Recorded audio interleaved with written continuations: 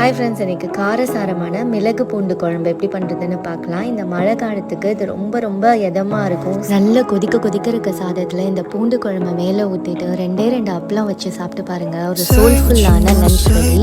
இது எங்கள் அம்மா அடிக்கடி மழை காலத்தில் பண்ணுவாங்க. ஒரு நல்ல பெரிய எலுமிச்சம்பழ சைஸ் புளியை தண்ணியில் ஊற வச்சுக்கலாம். வெறும் கடாயில் 1.5 டேபிள் ஸ்பூன் மிளகு, 1 டேபிள் ஸ்பூன் சீரகம் ரெண்டையும் சேர்த்து நல்லா வாசனை வர வரைக்கும் வறுத்து மிக்ஸியில் சேர்த்து நல்லா பவுடர் பண்ணி எடுத்துக்கலாம். இப்போ வேறொரு கடாயில் ஒரு குளிக்கரண்டி எண்ணெய், கடுகு, சீரகம், வெந்தயம் சேர்த்து தாளிச்சுட்டு கொஞ்சம் கருவேப்பிலை, அப்புறம் பூண்டு சேர்த்துட்டு பூண்டு நல்லா வாசனை வர வரைக்கும் வதக்கிக்கலாம். இப்போ இதோட சின்ன வெங்காயத்தை உள்ள சேர்த்து சின்ன வெங்காயம் கண்ணாடி பதம் வர வரைக்கும் வதக்கிக்கலாம். இப்போ இதோட 1/2 டீஸ்பூன் காஷ்மீரி மிளகாய் தூள், 2 டீஸ்பூன் மல்லித்தூள், 1/4 டீஸ்பூன் மஞ்சள் தூள் சேர்த்துட்டு நல்லா எண்ணெயில் ஒரு 30 செகண்ட்ஸ் தீஞ்சிடாம வதக்கிக்கலாம். 30 செகண்ட்ஸ்க்கு அப்புறம் தீர மாதிரி இருந்துச்சுன்னா லைட்டாக தண்ணி சேர்த்துக்கோங்க. சேர்த்துட்டு கலந்து விட்டு நல்லா பிரிஞ்சு வரப்போ நம்ம கரைச்சி வச்சிருக்க புளி தண்ணியை உள்ள சேர்த்துக்கலாம்.